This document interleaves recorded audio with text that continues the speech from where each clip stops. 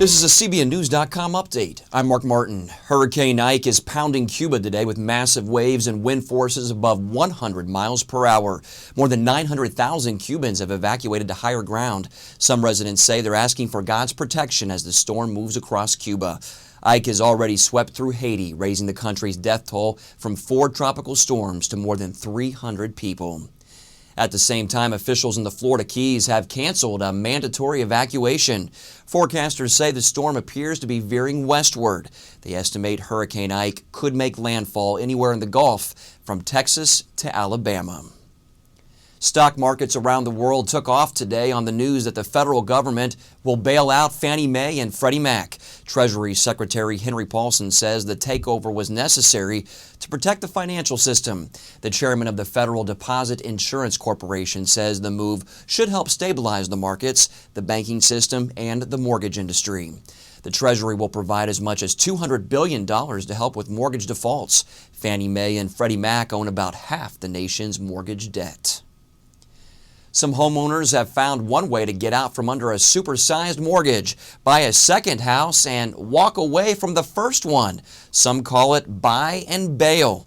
It's a growing trend in the stressed real estate industry. Homeowners sell the first property to the bank for a huge loss or just let it slip into foreclosure, which wrecks their credit. To get a new loan, they tell the bank they plan to rent the first house, or the second home is put entirely under a spouse's name. It's being called an extreme solution for thousands of debt-laden homeowners, but it may turn out to be another large problem for banks. A group of Ohio ministers is challenging the Alliance Defense Fund's call to let pastors preach politics. The ADF is asking ministers around the country to preach political sermons on September 28th. The group has named the day Pulpit Freedom Sunday.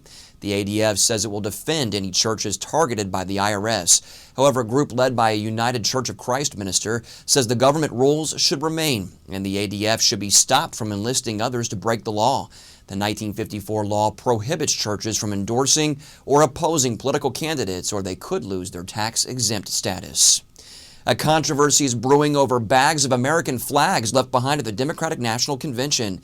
A worker at the Invesco field says he found trash bags full of American flags a day after Barack Obama's acceptance speech. So he called the Republican Party, who came and picked them up.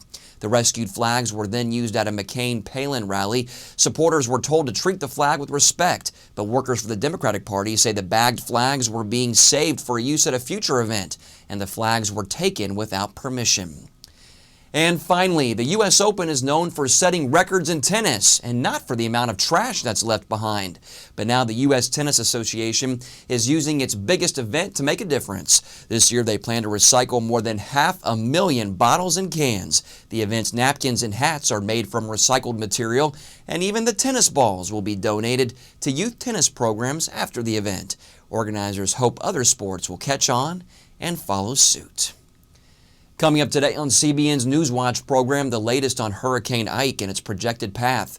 Plus, about 20,000 Iraqi refugees are living here in the U.S. See the unexpected places they are now calling home. Check your local listings or watch the newscast streamed here online at 4 p.m. Eastern. And for more news around the world 24/7, stay with CBNnews.com.